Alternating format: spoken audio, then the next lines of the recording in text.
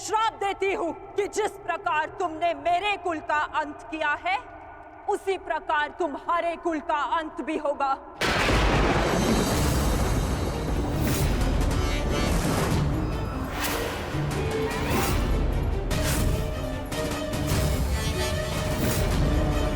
तुम्हारा कुल भी ऐसे ही आपस में लड़कर नष्ट हो जाएगा।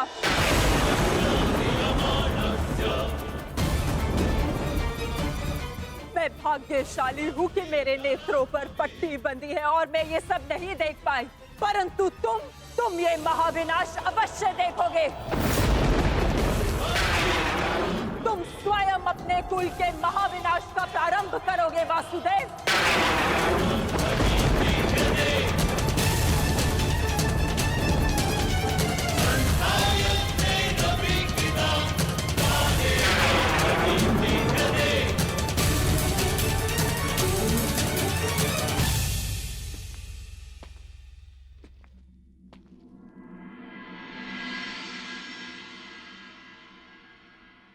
जिस प्रकार एक प्रसन्न माता का आशीष संसार में कोई नहीं रोक सकता, उसी प्रकार एक दुखद माता का श्राप संसार में कोई नहीं टाल सकता।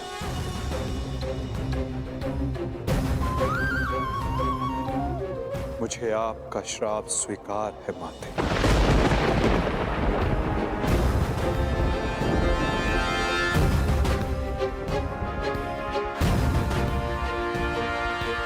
किंतु क्या आपको ज्ञात है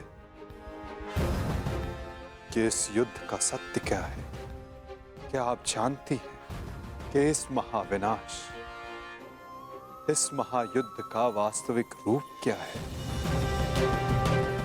मेरे साथ चलिए माता, उस कुरुक्षेत्र की रणभूमि पर जो इस महाविध्वंस, इस महाभारत की साक्षी बनी है।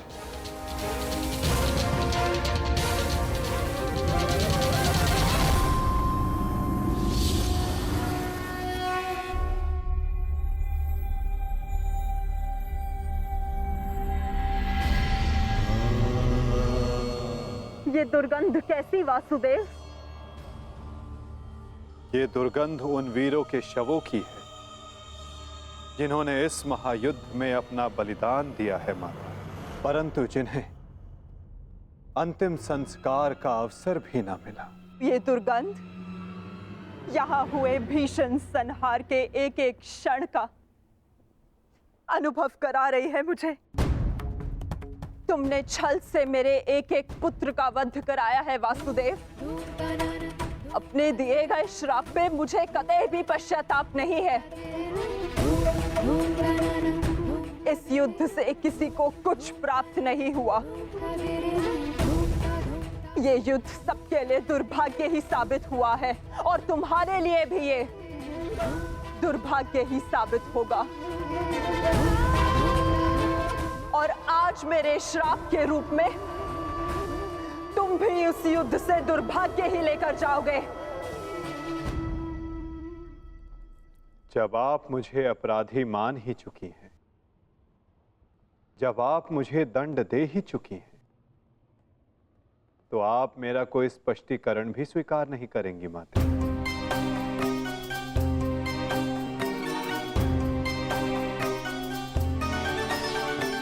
परंतु सत्य का भान आपके लिए आवश्यक है माता।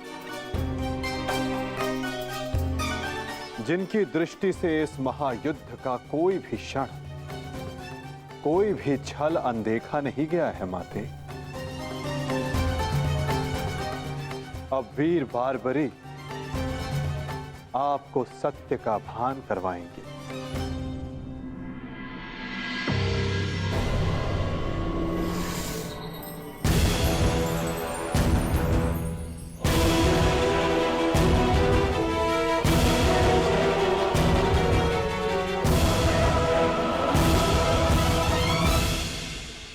अब आपके समक्ष वीर बारबरीक है गांधार पुत्री, जो आपके पौत्र भी हैं। जो इस युद्ध के एकमात्र दर्शक हैं।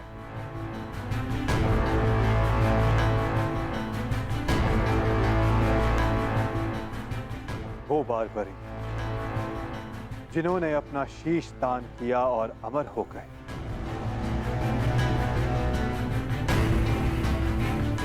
अब वही आपको सत्य का ज्ञान करवाएंगे। वीर बारबरीक की दृष्टि से इस महाभारत का कोई भी बल और छल अनदेखा नहीं रहा है माता। अब बारबरीक आपको सत्य बताएंगे। पुत्र बर्बरिक, तुम स्वयं बताओ, क्या वासुदेव ने छल से मेरे पुत्रों का वध नहीं करवाया है? यदि तुमने इस युद्ध का एक एक क्षण निष्पक्ष होकर देखा है, तो बताओ, कौरव वंश के वट वृक्ष महामहिम भीष्म, जिन्हें इच्छा मृत्यु का वरदान था, क्या वासुदेव ने उन्हें अपने छल से धराशाही नहीं करवाया है? क्या वासुदेव ने द्रोण पुत्र अश्वत्थामा की मृत्यु का छल रचकर आचार्य द्रोण का वध नहीं करवाया है? क्या मेरे पुत्र दुर्योधन की रक्षा कर रहे उसके मित्र कर्ण को छल से नहीं मरवाया है वासुदेव ने? पुत्र दुर्योधन पर युद्ध के नियमों के विरुद्ध जाकर प्रहार किया गया, क्या वो वासुदेव का छल नहीं था? मेरे समस्त 100 पुत्रों के वध का कारण केवल वासुदेव है। क्या ये भी सत्य नहीं है बारबरिक?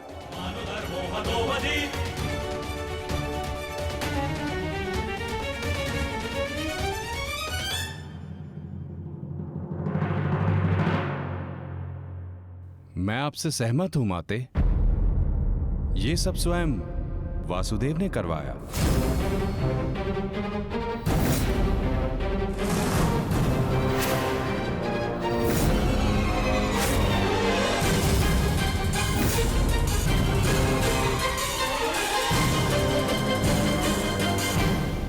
परंतु माते, आप किन 100 पुत्रों की बात कर रही हैं? कौन भीष्म, कौन कर्ण, कौन द्रोण और कौन अभिमन्यु? सत्य तो यह है माते कि कुरुक्षेत्र में कोई था तो केवल एक पुरुष, वासुदेव कृष्ण। न कोई भीष्म, न कोई द्रोण और न ही अंगराज कर्ण। जिस पर प्रहार हुए वो वासुदेव ही थे, और जिसने प्रहार किए वो भी वासुदेव ही थे। उनके अतिरिक्त कुरुक्षेत्र में कोई और उपस्थित नहीं था माते। ये तुम क्या कह रहे हो बर्बरिक? इसका क्या अर्थ है? इसका अर्थ शब्दों से नहीं, दृश्यों से समझ आएगा राजमाता।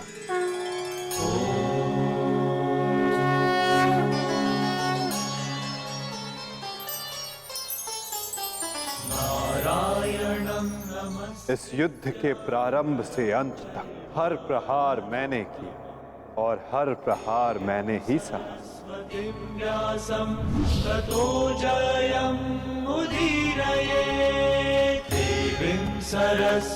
धर्म स्थापना के लिए धनुष, गदा, खड्ग, ये सब मैंने ही उठाए और इन सारे अस्त्रों का हर एक प्रहार मैंने ही सहा।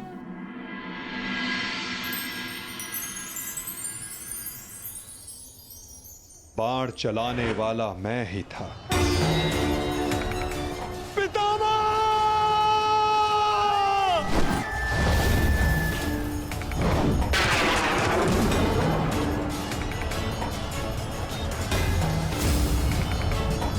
और उस बाण को अपने शरीर पर लेने वाला भी मैं ही था।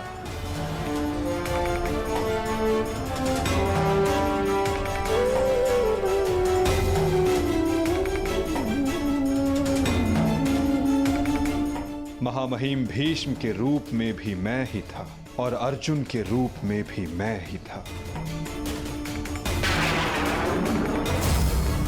और सरशैया पर लेटने वाला भी मैं ही था। अभिमन्यु बनकर चक्रव्यूह मैंने ही तोड़ा।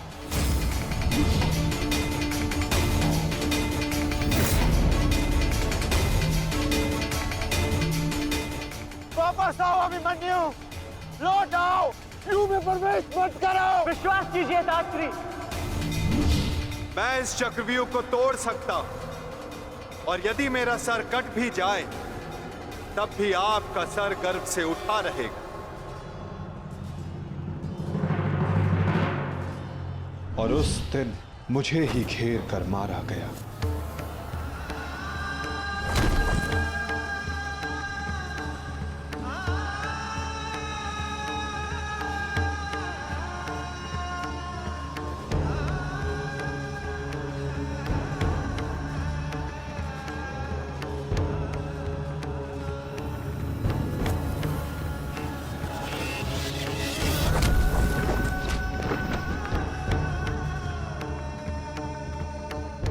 वो मैं ही था जिसने द्रोणाचार्य से कहा कि अश्वत्थामा मारा गया।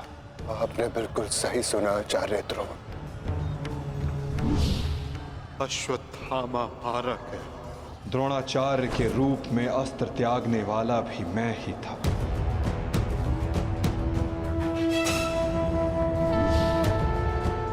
परंतु वो एक मनुष्य नहीं,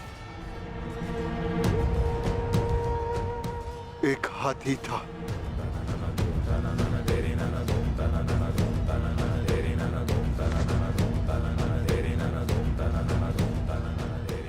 अश्वत्थामा! और दृष्टद्युम्न बनकर मैंने ही स्वयं पर प्रहार किया।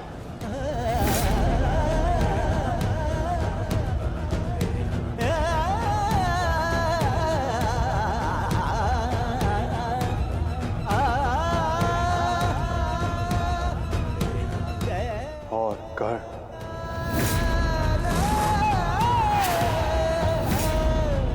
कर्ण के रूप में मैंने ही अपना कवच अपने शरीर से अलग किया।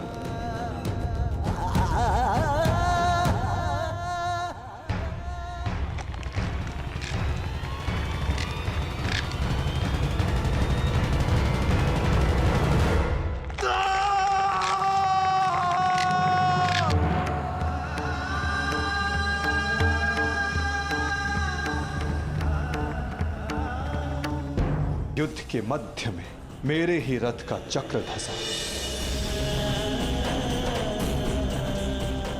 और मेरे ही आदेश पर मैंने ही स्वयं पर अंजलि का अस्त्र चलाया। अंगराज को मुक्त करो पार्थ, अंजलि का अस्त्र का प्रयोग करो।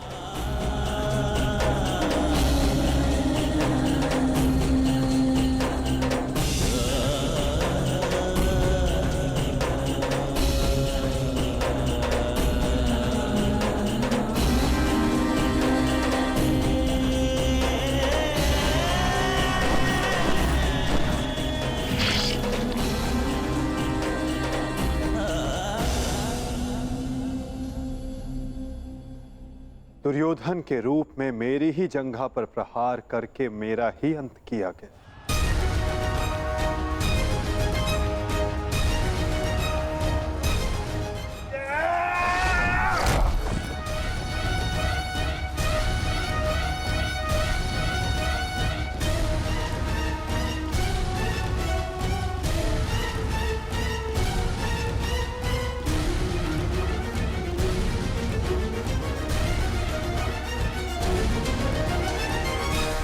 द्रुपद हो या धृष्टद्युम्न, विकोदर भीम हो या अर्जुन, सब में मैं ही था।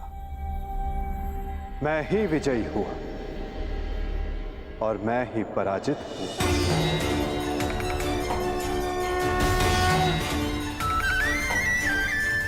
सबसे अधिक प्रहार मैंने की, सबसे अधिक घाव मैंने ही खाया।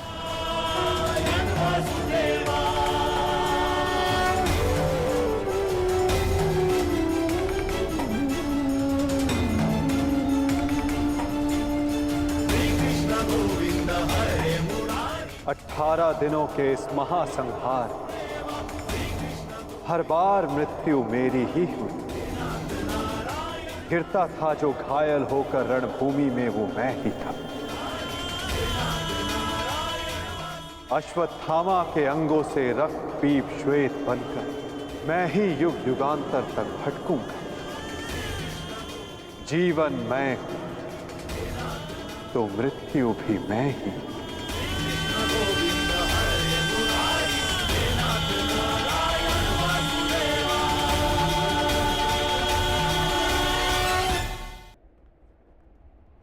श्राप तुम्हारा स्वीकार है माते।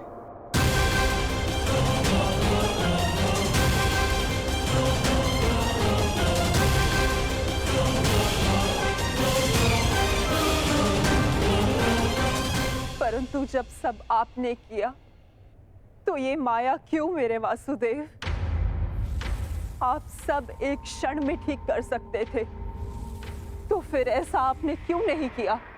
फिर उन प्रतिज्ञाओं का क्या होता माते, जो सबने ली थी? उन अपराधों के दंड का क्या होता, जो सबने किया? उन कष्टों का पुरस्कार क्या होता, जो धर्म ने सहे? उस सीख का क्या होता, जो इस युद्ध में हुए हर मृत्यु से मानव जाति को मिले, और जो संसार में प्रलय आने तक उनका मार्गदर्शन करेगी?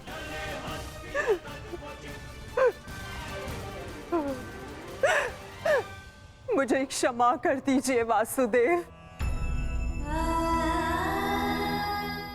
मेरा श्राप वापस नहीं लिया जा सकता, परंतु क्षमा अवश्य मांगी जा सकती है वासुदेव। अपने पुत्र मोह में खोकर मैं उचित और अनुचित का भेद भूल गई थी। मुझे क्षमा कर दीजिए केशव कि उस हो रहे अधर्म के विरुद्ध ये गांधारी अपने स्वर ना उठा पाए। क्षमा कर दीजिए।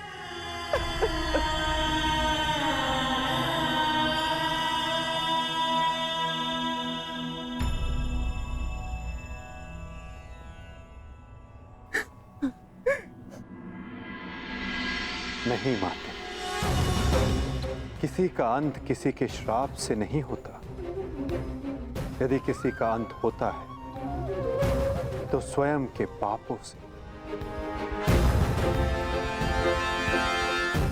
यदि यदुवंश का अंत होगा तो आपके श्राप से नहीं माते, अपितु स्वयं के पाप कर्मों से।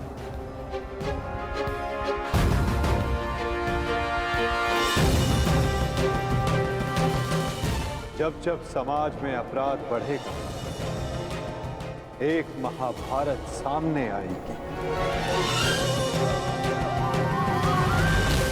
अपने ही अपनों को काटेंगे, कभी कुरुक्षेत्र में तो कभी द्वारका में।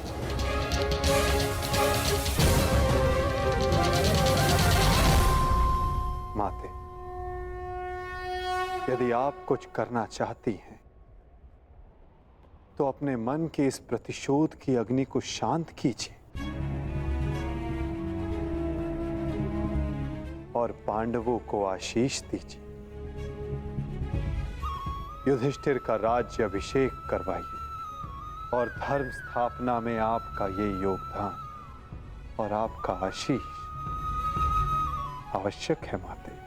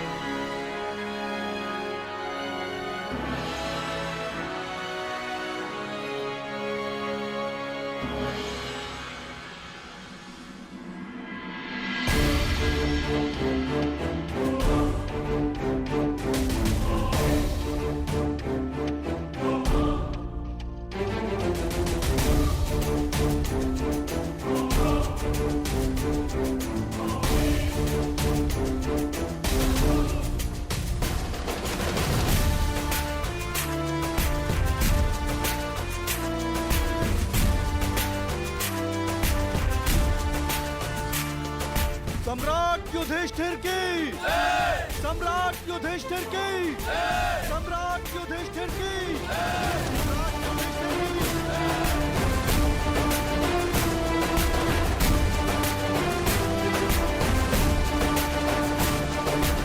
धर्मराज, केवल एक ही वीर था जो परिवर्तन के लिए अंतिम श्वास तक लड़ा। महारथी सूर्य पुत्र कर्ण।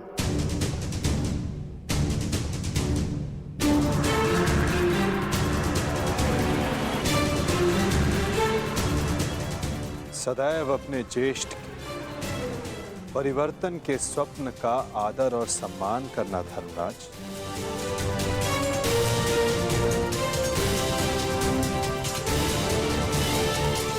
सम्राट पद पर स्थापना के पश्चात मैं पहली घोषणा करता हूं